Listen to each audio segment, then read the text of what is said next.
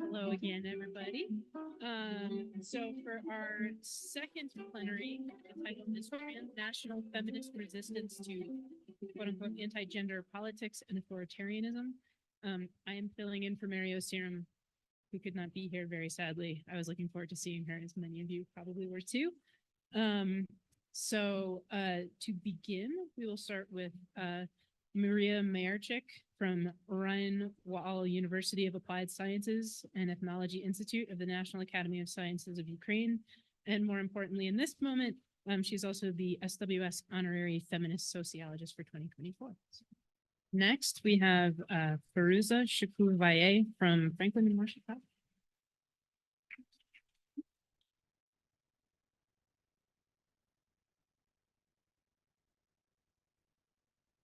Hello.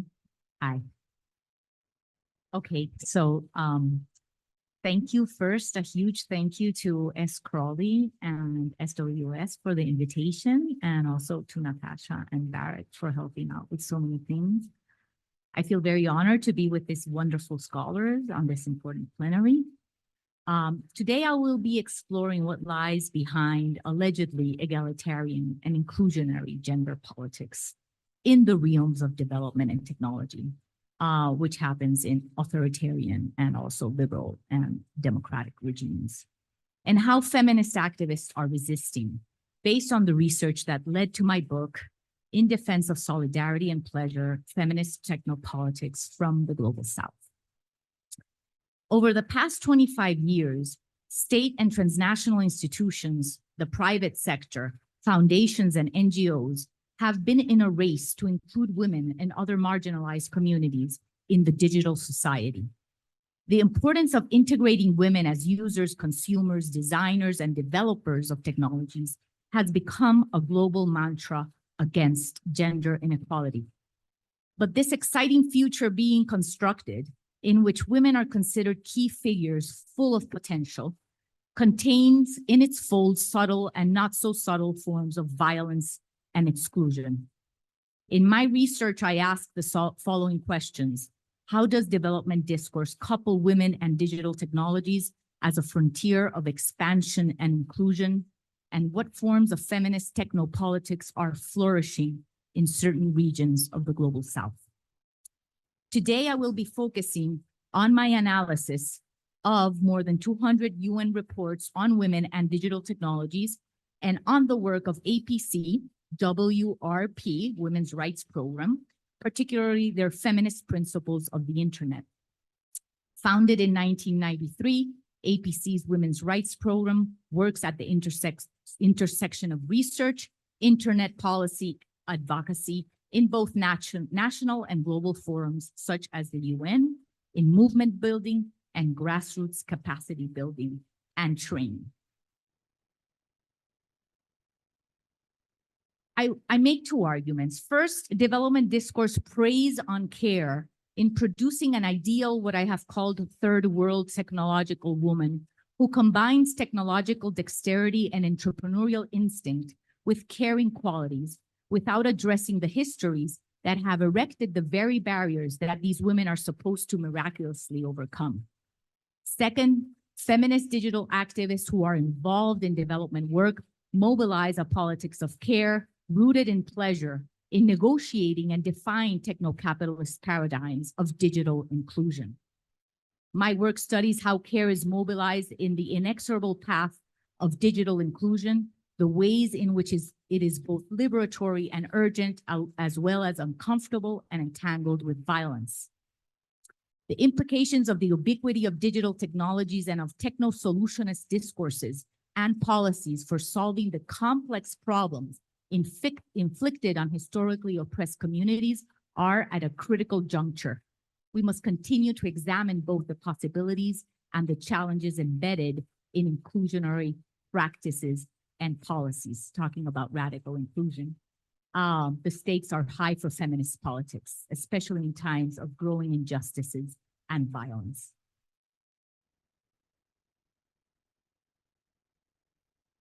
Since I began analyzing development discourse in 2014, the sense of urgency to include women in the digital society has increased dramatically.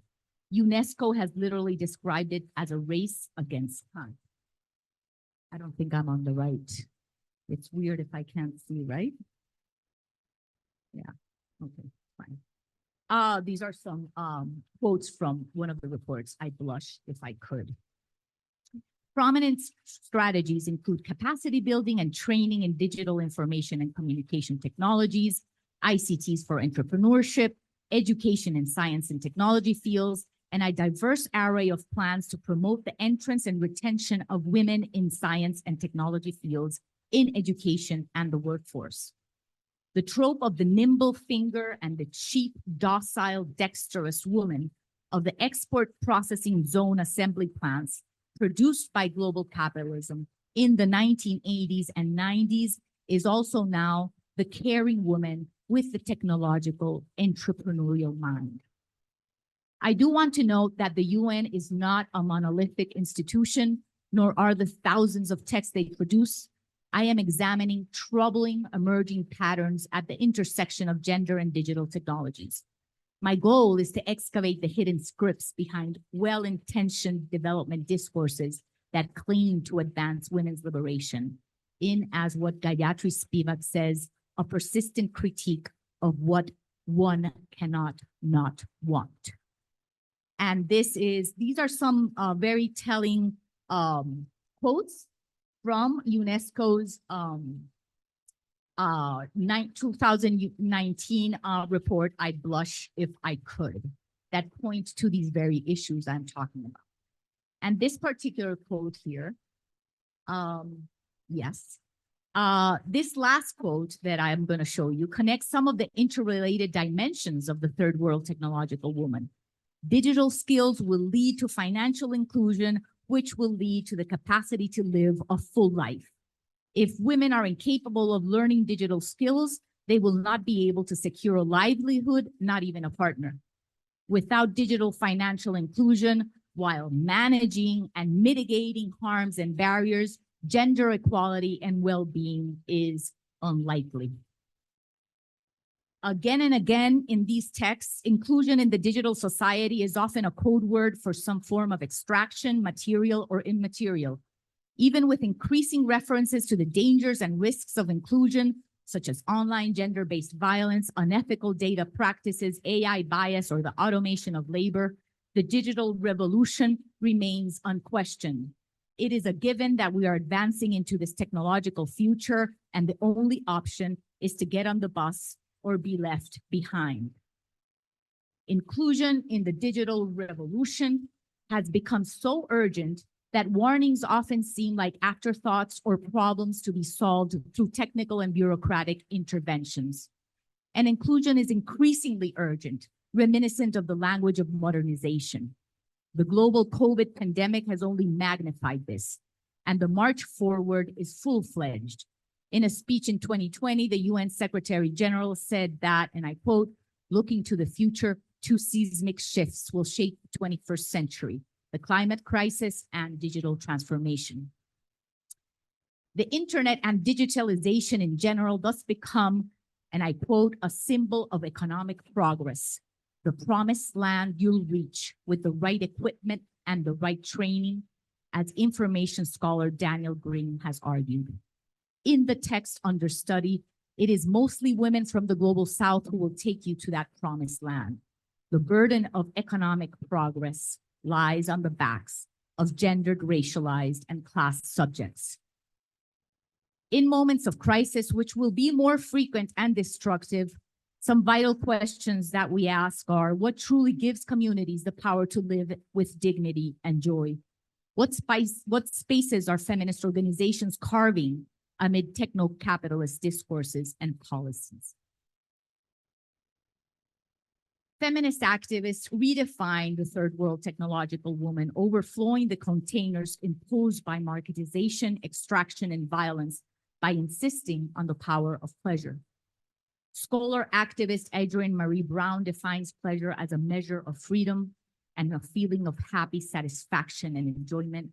Mexican feminist philosopher Graciela Hierro conceptualizes pleasure as an ethical feminist principle.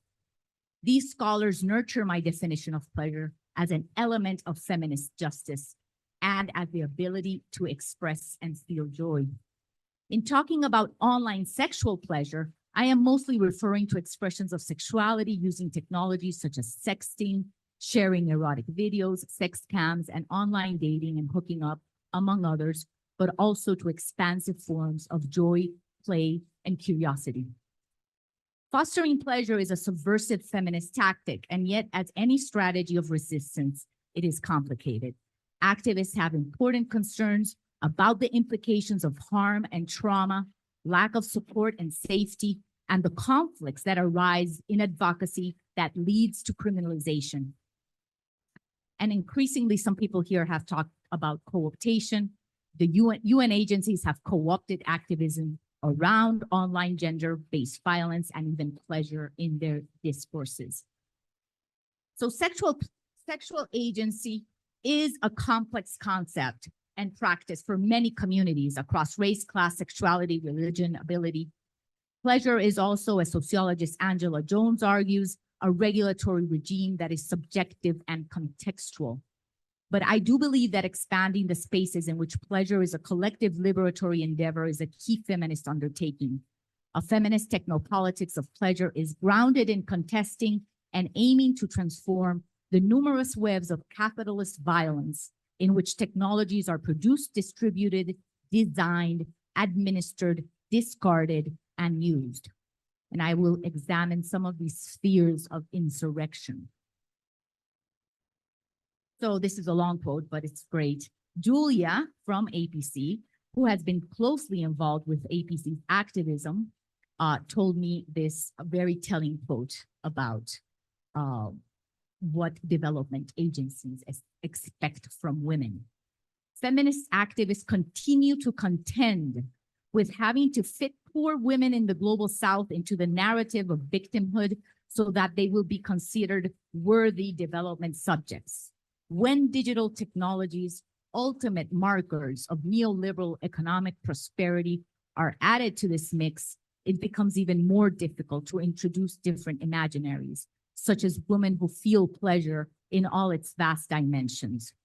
Beyond calls for individuals from oppressed communities to become designers and climb the STEM ladder, which is important and yet also a neoliberal project in many ways, APC activists foster a pleasure-based politics that reinvents historical tropes on third world women's victimization and misery, as well as their purported heroism. The feminist internet principles are a collectively written and evolving document that is an invaluable roadmap to imagine a feminist internet critical of the capitalist and racist dynamics driving our technologies. The principles are a step towards integrating activism on online violence with a powerful intersectional perspective. I want to focus just briefly on the clusters of an expression and embodiment specifically, because they address also women's and queer pleasure and desire as fundamental internet rights. The internet has been generally considered as a disembodied and deteriorized space. The possibility of disembodiment on the internet has provided historically marginalized communities opportunities to express themselves freely. But viewing the internet as a uniquely disembodied space can also obscure how bodies are affected throughout the production, maintenance, moderation, consumption, uses, and disposal of our technologies. Individuals engage in labor at every stage in this process, overwhelmingly precarious, exploitative, and extractive labor. APC proposes that the internet in itself is a space of embodiment. In an article, activist Shivani Lal explains how they were enthralled with the idea of embodiment vis-a-vis the ways in which the internet has been theorized as a disembodied space. That is that quote. Both bodies and territories are traversed and affected by technologies. Indigenous community feminists in Latin America have been making the body-territory connection for many years now. Mayerchyk lead thinker Lorena Cabnal explains, and I quote, that the oppressions of the patriarchal, colonial, and racist system have been built on bodies, but the body is also the source of the vital energy of emancipation, rebelliousness, transgression, resistance, of eroticism as a vital energy. Body's axis of thoughts, emotions, memories, and materiality are interwoven with the internet and digital technologies as sites of struggle. Being able to feel pleasure as eroticism, as well as spirituality, connection, joy, and rage is a threat to power and violence. APC's emphasis on pleasure is an act of defiance that resists disappearance, as gender theorist Judith Butler argues in their analysis of the body as protest. Placing the body at the center of our technologies is thus also part of defending life.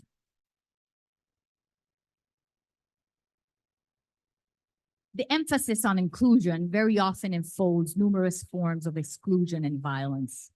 The insistence on digital inclusion neglects the roots of the socioeconomic sufferings imposed upon marginalized communities. The discourse suffocates imagining transformation beyond techno-solutionist strategies.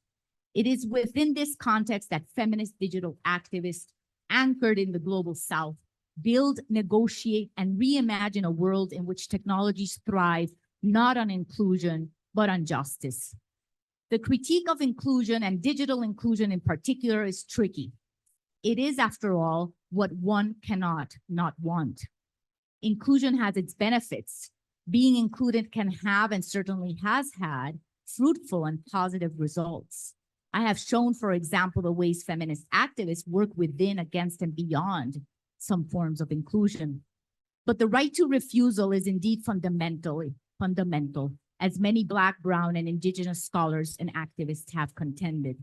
So is understanding that technologies will not solve complex social problems.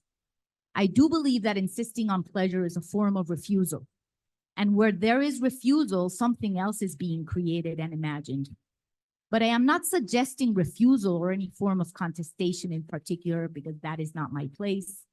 These strategies should come and have come both from activists and the communities themselves. What I am suggesting is that we remain attentive to the politics of inclusion in the current systems we are living within.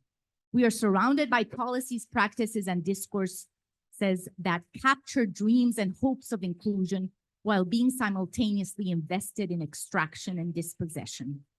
And who are the ones set to be included? Those who have been historically excluded as part of what Sarah Ahmed calls a technology of governance that brings in those who have been recognized as strangers, but also of making strangers into subjects. Amid endless social and economic and ecological crisis, we must continue to interrogate the goals and consequences of inclusion in systems that are persistently unjust and racist, misogynistic, transphobic, classist, and ableist, as well as those that on the surface don't appear to be. Systems that include while simultaneously dispossessing and exploiting. Digitalization is one of many realms that depend on inclusion of bodies, workers, land, infrastructure, data, consumers, users, designers, expertise, creativity, care, relationships, and intimacies. A wealth of people around the world are reinventing the digital society, like APC, from community internet networks, hacker spaces, platform co-ops, and design justice nodes to feminist, queer, climate justice, anti-racist, anti-colonial, indigenous, and abolitionist grassroots organizations and coalitions, unions fighting for decent wages and working conditions, movements for better healthcare, housing, and education, and community-based webs of mutual aid. Pleasure is already intrinsic to many of these projects. These may not be perfect, nor are they supposed to be, yet I do believe that this is where the most thrilling visions and practices for social justice are unfolding. Thank you.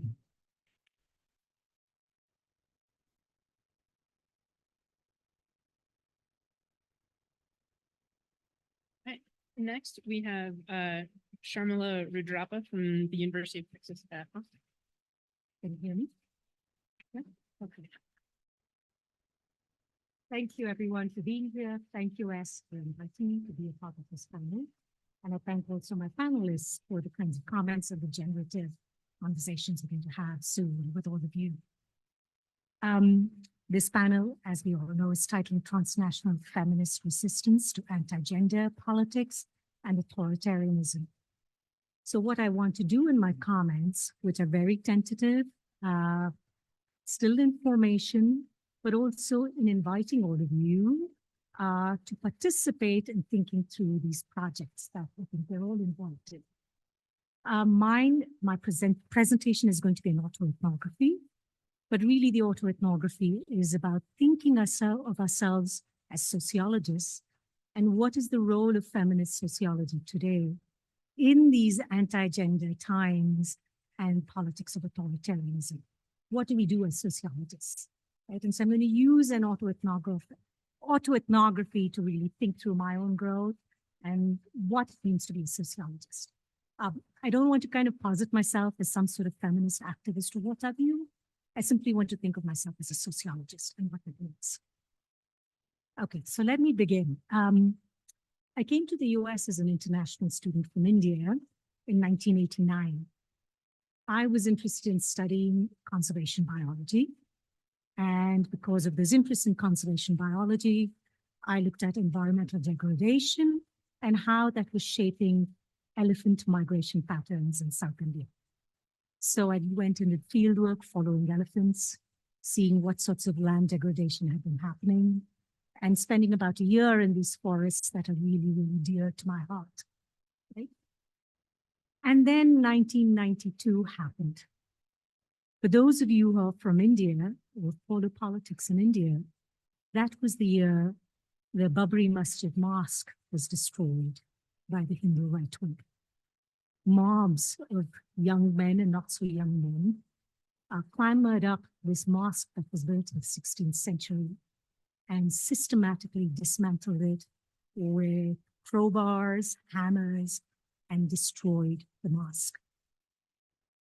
That was an absolutely chilling moment for so many of us urban Indians and people who thought of ourselves as secular.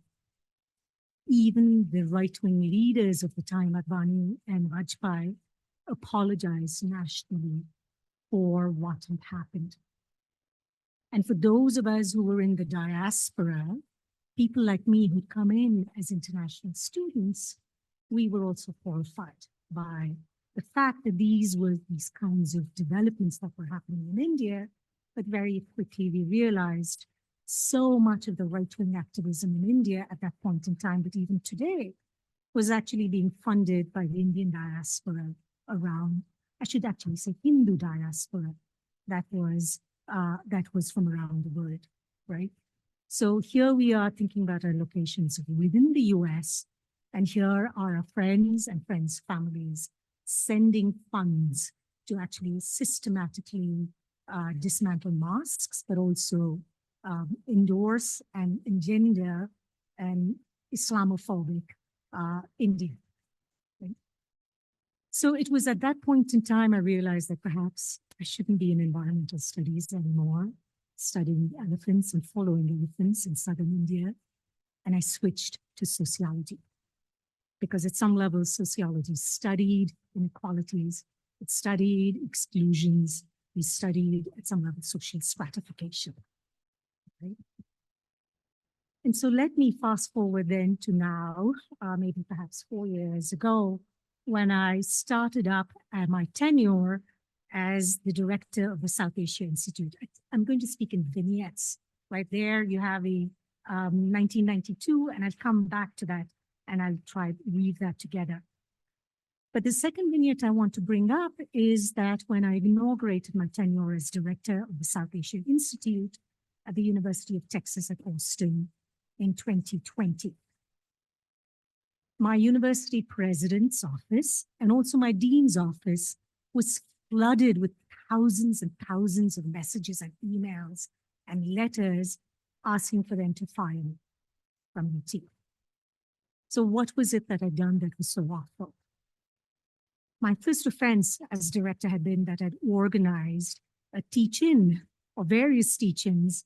And I guess Vrinda Marva, who's here, and Chaitya Chetty are also here, who's also here, will attest to this, is that we'd organize teach-ins on India's National Register for Citizens and India's Citizenship Amendment Act. Now, these two legislative developments, what they do is they very systematically disenfranchised Muslim communities within India. India's National Register for Citizens basically registered Indian citizens, and those who couldn't prove themselves to be Indians and residents actually could lose citizenship. So how did you prove that you were a citizen?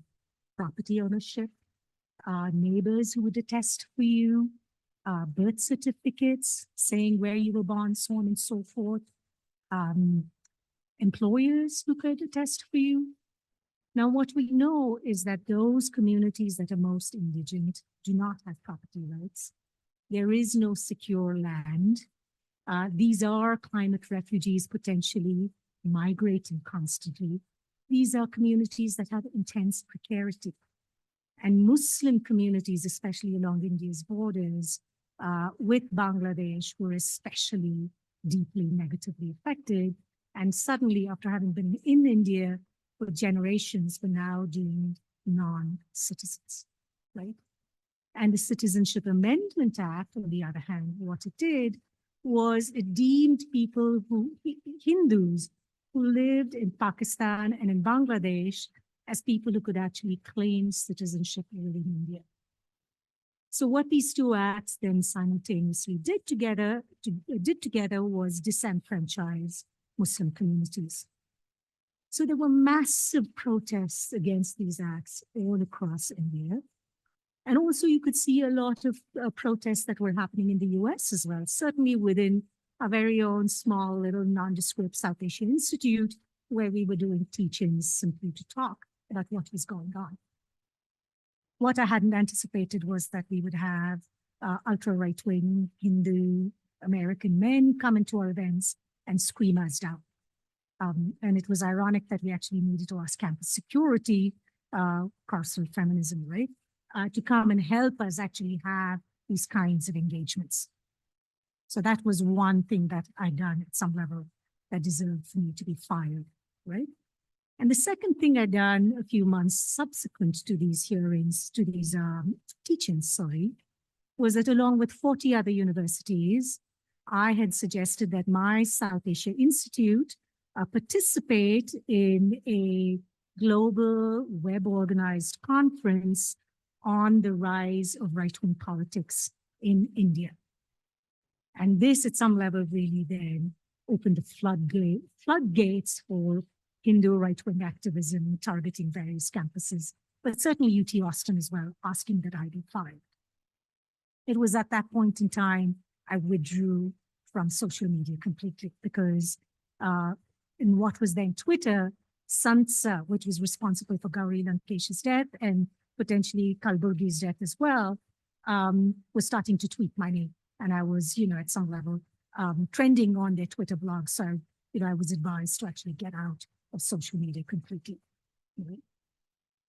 And ever since, in these past three and a half years, my father, who is 88 years old, always cautions me every day I talk to him on WhatsApp.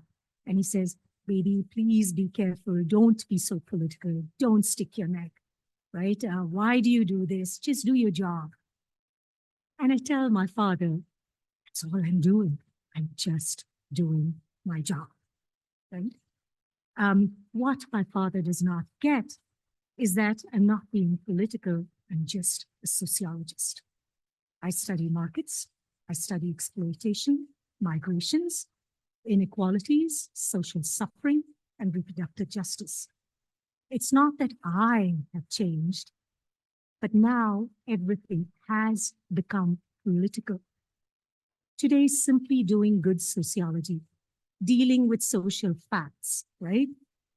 Collecting data. And we really need to also think about the kinds of ways by which we're collecting data.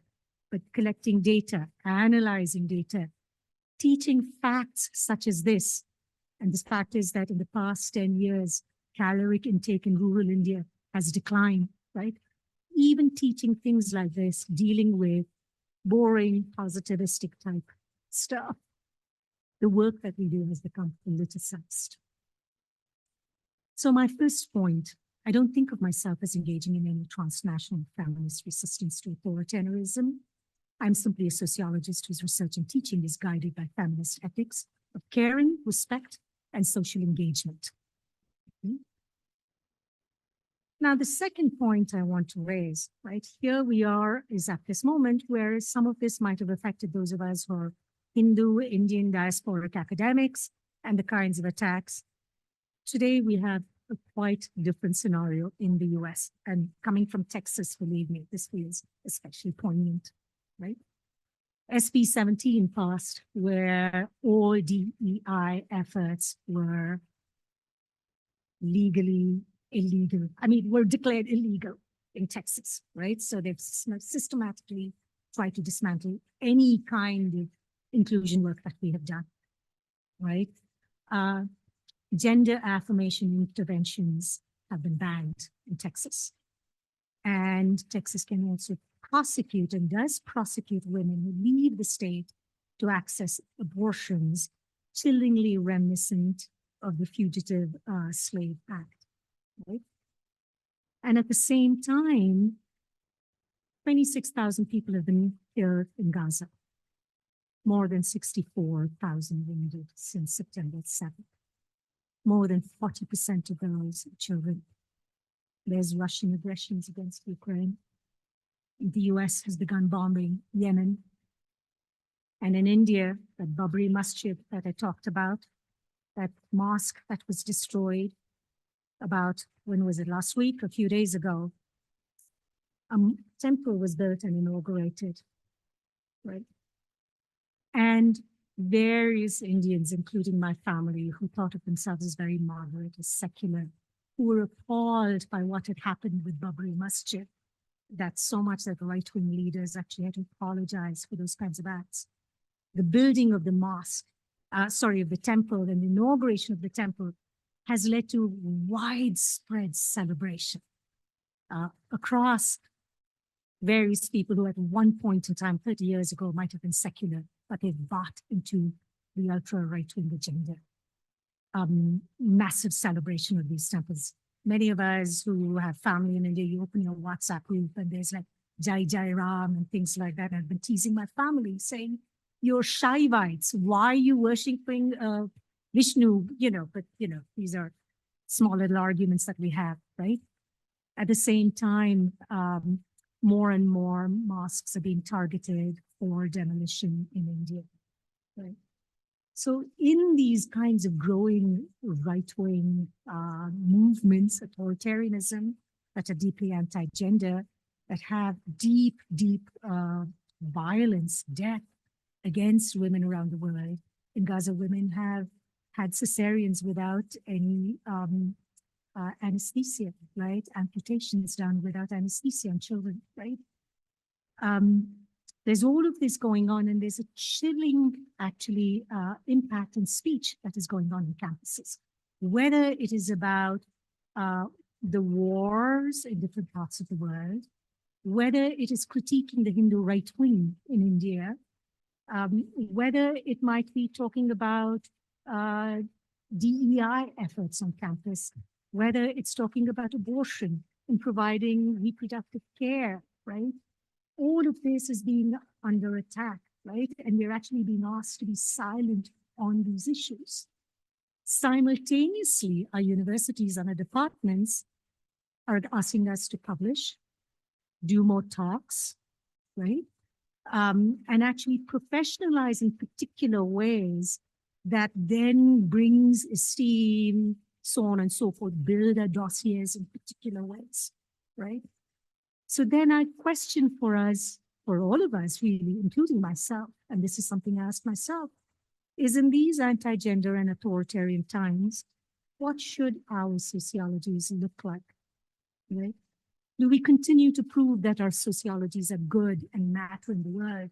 And are we going to push towards a kind of professionalization, which is what our departments and our universities are getting us to do to try and legitimize as our discipline and by extension, us as sociologists.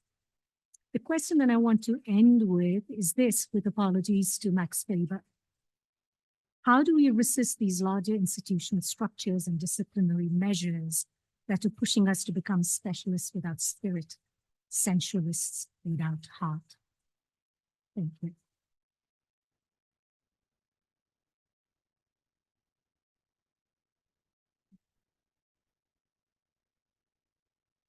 And our final speaker for this plenary panel is Katie Acosta from Georgia State University.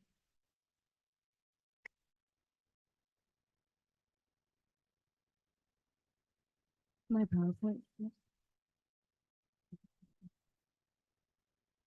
All right. Thank you again, S, Barrett, Natasha, y'all rock. Thank you for keeping us on track. And I appreciate all of the labor, especially that which I cannot see. Thank you.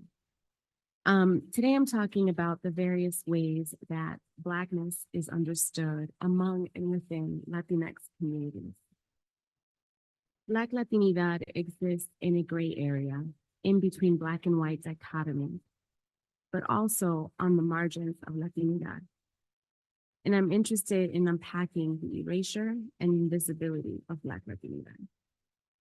I draw on previous research that I've conducted regarding family formation among lesbian, bisexual, and queer women of Latin American descent, and autoethnographic data that's based on my interactions with these families, as well as with the mostly Central American and Mexican asylum seekers with whom I do volunteer work.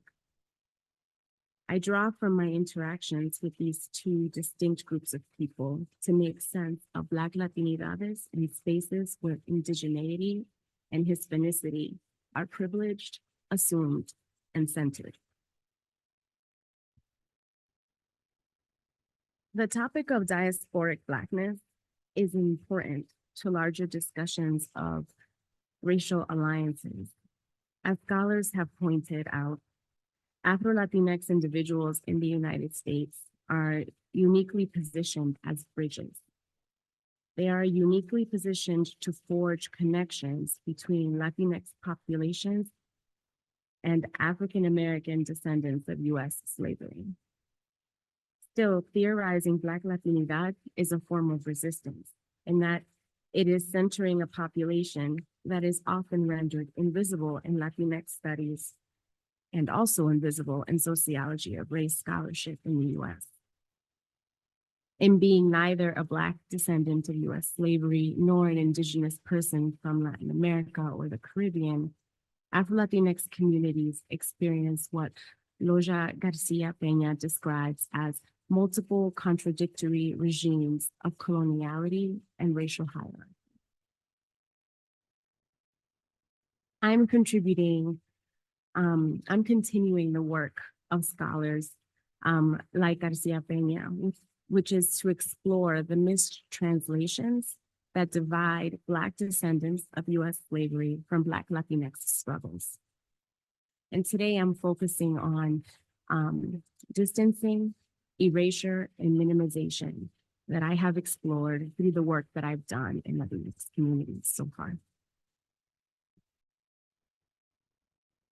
So one of the things that I've learned through the extensive research that I've done in my career on LBQ family formations is the strategic ways that they select donors to conceive their children in order to support shared race and ethnicity with both parents. When choosing donors, LBQ Latinas consider the features that they hope their offspring will inherit in the interest of having children who embody their idea of authentic Latinidad. Skin tone, I find, is of primary importance for these families, even above ethnicity, because of the visibility it offers. I find that LBQ Latinas struggle to find donors who share their race and ethnicity. And while this struggle is common for anyone who is seeking non-white donors from cryobanks, it is particularly acute for those who are seeking out Black or Latinx donors. The scarcity of Black Latinx donors presents a conundrum for families who must consider which of the two characteristics, race or ethnicity, is more important? For the families that I've met through my work, I find that the question of which characteristic is more important is complicated. Is a Black Puerto Rican woman more comfortable with a Puerto Rican donor who's phenotypically white, or a Black donor who is not of Latin American descent? I find these families can't have both, which creates internal tensions for LBQ Black Latinx individuals and their extended families who may carry specific baggages of histories, political and social anti-Blackness spanning multiple generations. So I'm going to introduce you to some families. If you read some of my work, some of the names of the families that I'm describing might sound familiar. Analia is an Afro-Dominican woman, and her wife, Rebecca, is Peruvian. Both were born in the United States. They are second-generation migrants. In expanding their family, the couple decided that Rebecca would carry their baby, and they would purchase sperm from a cryobank. They'd hoped to find a donor that had some of Analia's Afro-Dominican features, but they soon learned how difficult that was.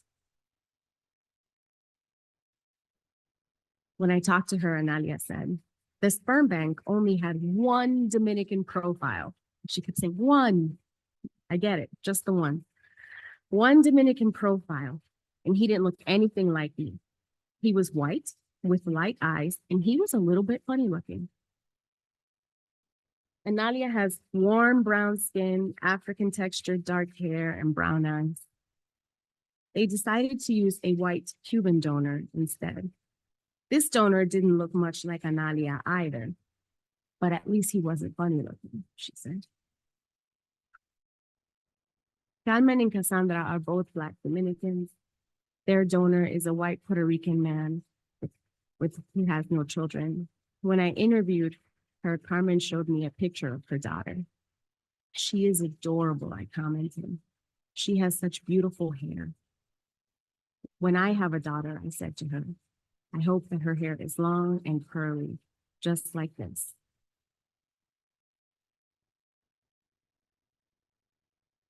She responded, you better make sure that your donor is not too Black. I took a long pause to sit with the familiar feeling that came over me, the feeling of experiencing anti-Blackness among co-ethnics. I'm reminded here of Ginetta Candelario's work and the argument that she makes in Black Behind the Ears, that developing an authentic Dominicanidad is not about a denial of African descendants, but an embracing of Hispanicity. That embracing of Hispanicity, it comes at the erasure and the minimization of Blackness. I did not ask Analia if they had considered a Black donor who was not of Latin American or Caribbean descent, but one who was a descendant of US slavery. In part, I didn't ask because I didn't want to be overly critical, but I also didn't ask because I suspect I knew the answer. Right? An answer that's similar to the warning that Carmen heeded to me about her own donor selection process, or mine. Still, unpacking the decisions that families make around race and ethnicity of their children's donors, I think that that unpacking still tells a story about the conscious and subconscious ways that Latinx individuals keep Blackness at bay. And I want to dedicate some of Black Latinidades to unpacking exactly this issue. The second space that I will be using to theorize Black Latinidad is autoethnographic, and it draws in part on my experiences interacting with Spanish-speaking asylum seekers at bus stations in Atlanta.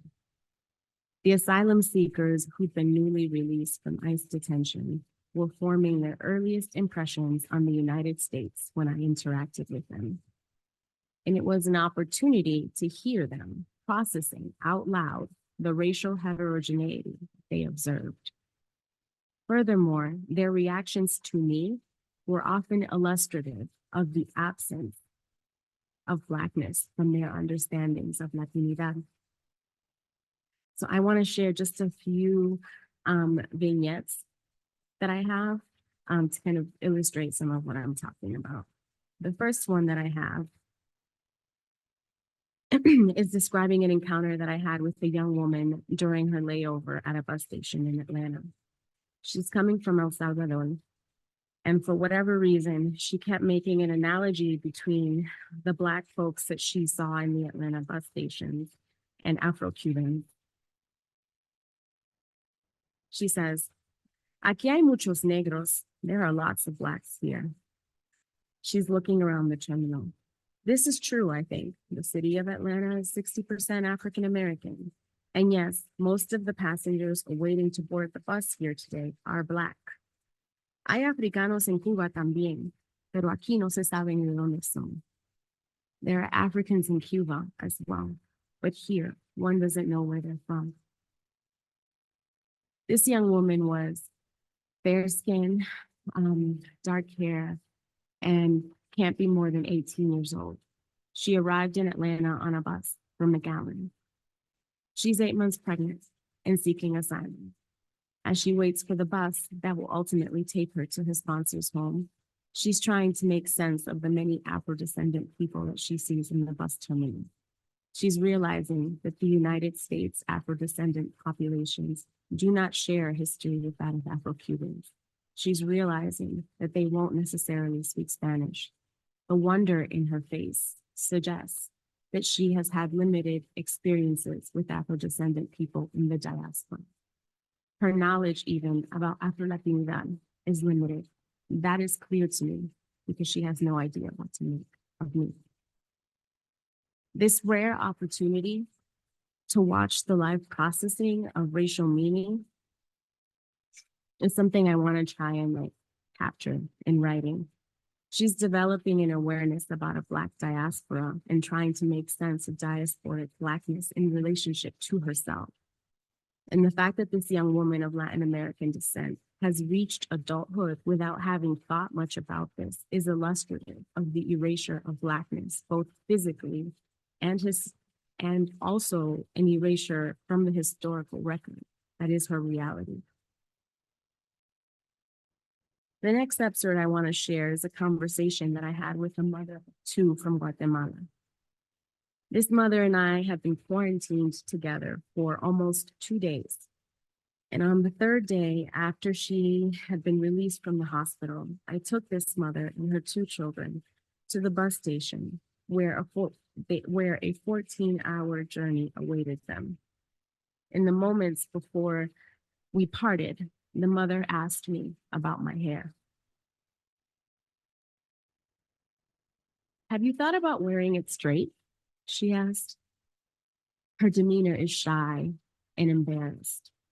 I want her to know that it's okay to open up this conversation, so I smile at her and I nod.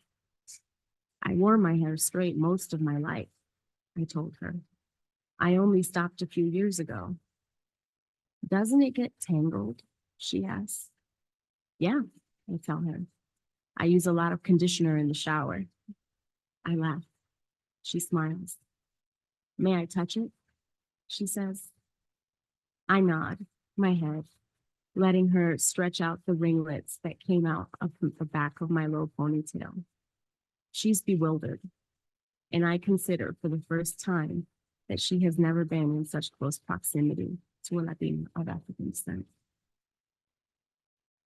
The details about our quarantine aren't really relevant to the story, but what I experienced during this exchange was similar to what I experienced with the other woman I was just telling you about. There's a similar curiosity in both of these encounters, a fascination, an awakening even, that tells a story about shifts in racial meanings as part of the migratory process. In another instance, I was able to observe not just curiosity, but distancing from Blackness as I spoke with a white Salvadoran man. The man and I sat in the station for more than an hour while he awaited his connecting bus. He talked about his family. I talked about mine. He asked me if my daughter's hair is curly like mine is. Rather than offering a physical description, I pulled out my cell phone and showed him a picture. In looking at her picture, he noted that her features favored whiteness more so than mine do.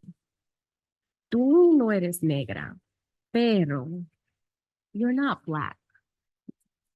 But everything he said after the word but was focused on my daughter's proximity to whiteness. The thread that ties everything I've shared today together is Blackness as it's understood within Latinidad. And placing the word Black in front of Latinidad as its adjective is a resistant act, one that forces us to pause and consider our understandings of race and ethnicity. I'm interested in writing about what happens in that pause, the conscious and subconscious ways that we erase and minimize Blackness, and the complex, ever-present histories of colonization that feed into those pauses. What on the surface may appear to be two vastly different groups of people offer similar opportunities for sociological interrogation of the erasure and minimization of Blackness. For instance, Carmen's warning that I not choose a donor who is too Black, and the phenotypically white Salvadoran man who informed me that I'm not Black, but both of these individuals are engaging in a similar dance of distancing themselves from African ancestry or distancing me from African ancestry. And I'm interested in unpacking these instances more and keep in my work with keeping Blackness at bay. Thank you.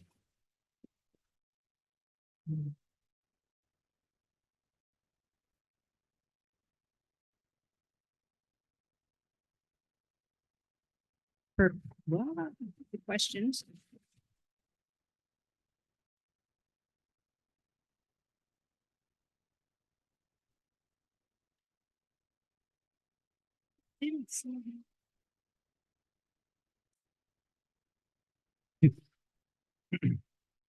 I have to use the mic. Oh, okay, sorry. Thank you so much for the panel, and there's a lot to sit with and think about. And one thread that I caught that I'd like to kind of hear your thoughts on it is nobody defined authoritarianism or democracy or what it means, especially where we're living at the moment. Sharmila, maybe you came the closest to talking about this.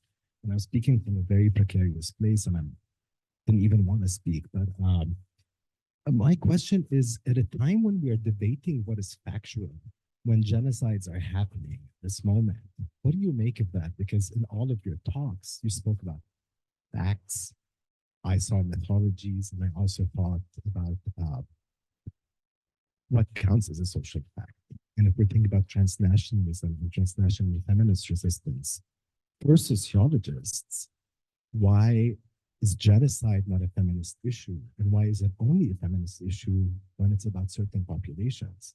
That's my pushback to DEI, because DEI holds us into a status quo. And it's for those who perform a good condition and citizenship. It's not for everybody. So at a feminist conference, there's deafening silence about the ongoing genocides at the moment. There's more than one. You know what I'm talking about. I don't have to name things. So I just wonder, how do you think about debating facts in this moment when we're told even as queer people, you know, this is not a queer issue. For me, genocide is a queer issue, is a feminist issue. I don't know if you have thoughts about that and how feminists are arguing with one another about what a fact is. I hope. Hassan, more than a question, I take that as actually a comment and commentary and contribution to the panel. So thank you for that, what shall I say, intervention. I guess for me, facts that is what has been so interesting now, isn't it? With all of these sort of these questions on fake news, what is fake, what is real, what is, you know, so much of the pushback against science, STS, feminist STS was this whole problematizing of science itself. And we've learned to actually become more ethical in terms of how we can do our science and, to be more careful in terms of how we do our science. It's become so interesting that today that the very kinds of critiques that we might have had about how facts are generated has been taken over by the ultra-right-wing minority. That what is actually, so the question then becomes that what is a fact itself is now so heavily debated.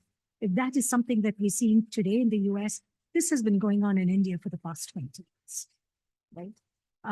So this is precisely why I said at some level, this historical moment, I think, is that much more important for the kinds of sociologies we do, for the kinds of questions we raise, for the kinds of intellectual engagements that we pursue, precisely because there's that huge pressure to publish, while at the same time there's a silencing, right?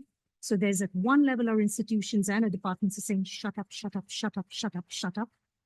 At another level, they're saying, publish, publish, publish, publish, publish. Right? So one then wonders about this kind of dissonance and what is going on. What are we publishing about? Right? If there is also pressures, also shut up, right? So I think that is what I'm at some level trying to problematize. This question on facts and such is really at some level where, at some level, our sociologies are, right? Yeah. Rather than having an answer for you, I simply say that that is where the struggles are. Right?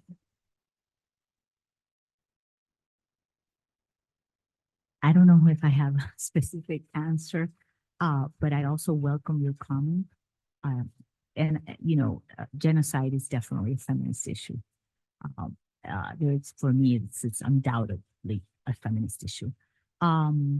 In my own work until now, I haven't necessarily, looked at that, but, and maybe I don't know if I'm responding to what you're saying particularly, but my critique is actually much more, and the critique of the activists, the activists I work with actually have all been very active in protests currently against the genocide. I think I lost my train of thought. What I do think is that the critique of my work, and maybe this does have to do with your comment, is actually, without defining it right now, but actually more of the so-called liberal democratic regimes, right? I know the panel is authoritarian regimes, but as we know, and as we are very viscerally living right now, these so-called liberal democratic regimes are extremely exclusionary, right? Genocidal and murderous. So these are definitely feminist issues, and issues that should concern all of us.